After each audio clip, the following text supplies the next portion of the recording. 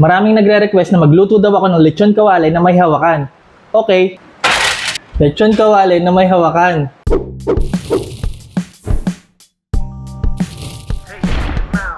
Yo, welcome to Pimp Your Food. Kayo ang tagal nyo na akong pinagtitripan dyan sa lechon kawaling may hawakan na yan. Pero sige ngayon, alright, this is the day na sasakyan ko ang inyong trip. Isa to sa paraan na naisip ko, no, na kung paano magkahawakan ng lechon kawali. Bumili ako ng tomahawk na pork po yan. Alright, basically pork chop lang yan na may kadugtong na rib. Yan, para may hawakan. Tapos, syempre, lulutuin natin yan kung paano natin niluluto ang lechon kawali. Papakuluan natin yan sa tubig na may aromatics at asin hanggang sa lumambot. Kung di ako nagkakamali, 45 minutes ang inabot dyan. Ayan, and then hahanguin lang natin yan. At ating niyang papalamigin bago tayo magtungo sa ating susunod na step. Ayan, o. O, diba? Naku po. Ayan. Kapag malamig na siya, pwede nang hawakan. Ipupuk lang natin ng tinidor yung skin part, ang konti ng skin part nito, mga dahil siguro. Oo. Hindi, pero okay lang yan.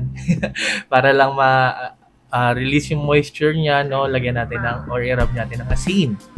Ayan. Para malutong talaga ang kalabasan.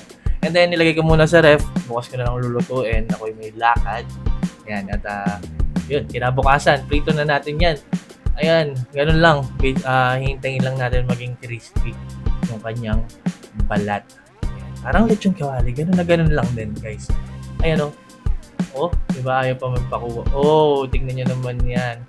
Oh, diba? Siyempre, ganun din ang gawin natin sa isa pa. Dalawa yan. Tig-isa kami ni Mrs. Ayan.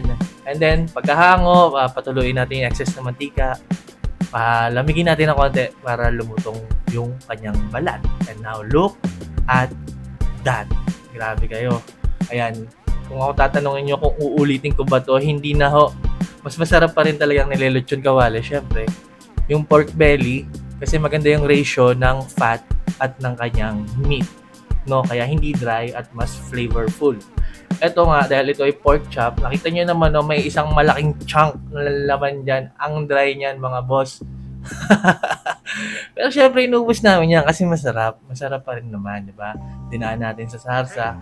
Masarap pa rin ang kinalabasan. Pero syempre, mas masarap pa rin pag pork belly. Isa to sa paraan na naisip ko, no?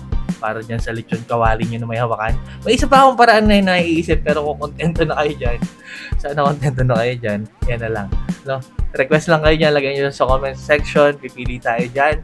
Muli, maraming salamat sa palagi nyo panonood, pagtangkilik, pagsuporta, at pagsubaybay. Ako po si Tipsy D. God bless sa inyo lahat. Peace!